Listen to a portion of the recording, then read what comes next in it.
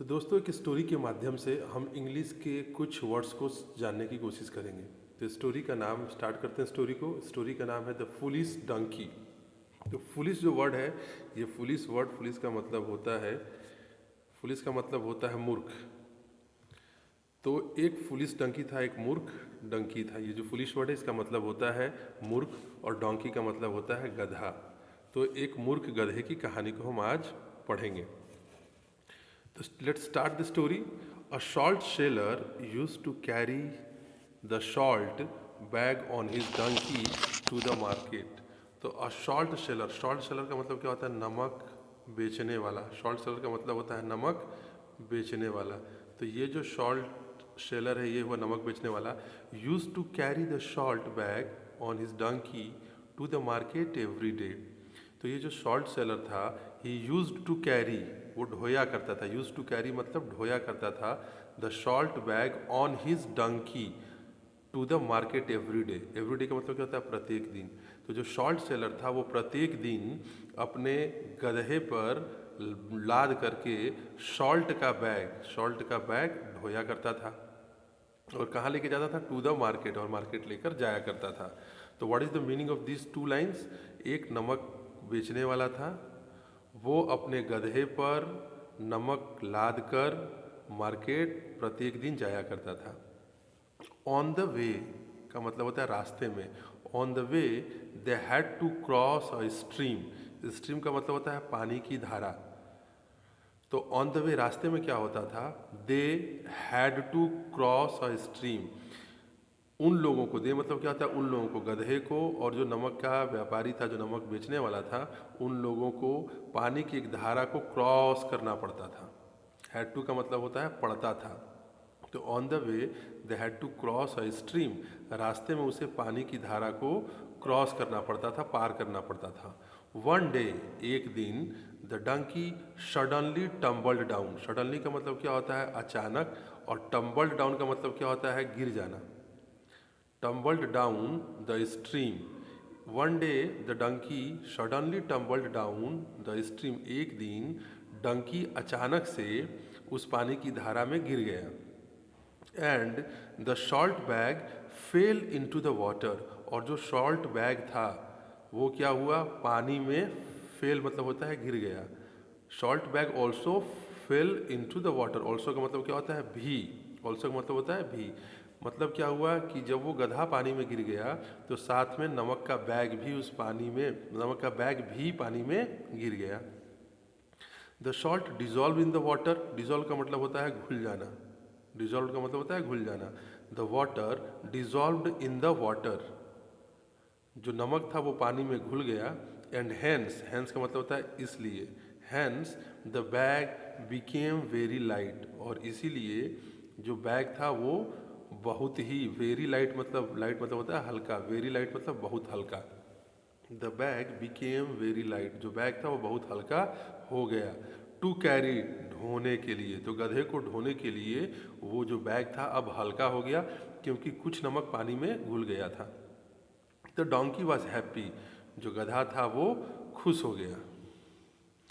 Then the donkey started to play the same trick every day. अब वो जो donkey था, he started to play the same trick every day. अब प्रत्येक दिन वो डंकी इसी ट्रिक को, सेम ट्रिक मतलब इसी ट्रिक को रोज रोज अपनाने लगा।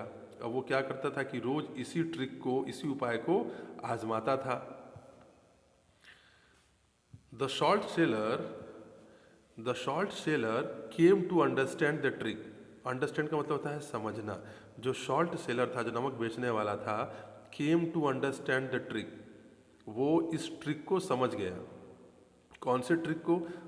प्रत्येक दिन वो गधा क्या करता था? पानी में गिर जाता था और नमक घुल जाता था पानी में, जिससे उसका वजन हल्का हो जाता था।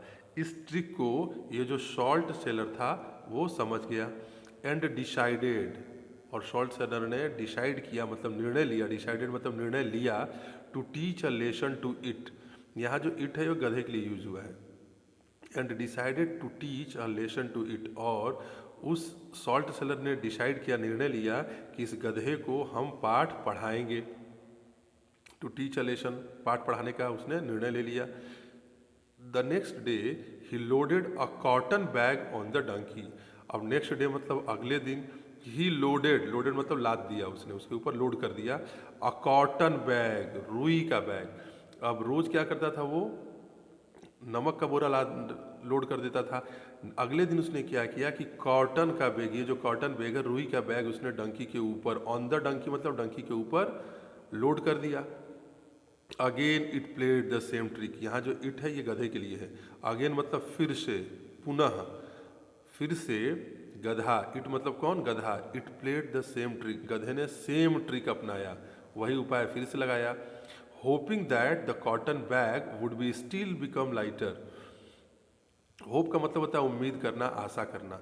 तो यह गधे ने उम्मीद किया कि cotton bag would be steel, steel का मतलब क्या होता है, फिर से, बिकम लाइटर। तो again it played the same trick, गधे ने फिर से वही ट्रिक अपनाया, यह उम्मीद करते हुए कि जो रुई का बैग है would be steel become lighter, वह फिर से हल्का हो जाएगा। क्या हो जाएगा, हल्का हो जाएगा, वुड भी मतलब जाएगा। तो उसने उम्मीद किया कि ये जो कॉटन बैग है वो भी पानी में भीगने पर हल्का हो जाएगा, इसलिए उसने सेम ट्रिक को अपनाया। बट द डैम्पेंड कॉटन, बट माने क्या होता है, लेकिन, बट द डैम्पेंड कॉटन, डैम्पेंड कॉटन का मतलब होता है भींगा हुआ रुई, बिकेम वेरी हैवी, लेकिन जो भींगा हुआ रुई था, बिकम मतलब हो गया, वेरी हैवी, वो भींगा हुआ रुई क्या हो गया, बहुत ही भारी हो गया, टू कैरी, ढोने के लिए। तो क्या हुआ, लेकिन जो भींगा हुआ कॉटन था वो अब ढोने के लिए बहुत ही भारी हो गया।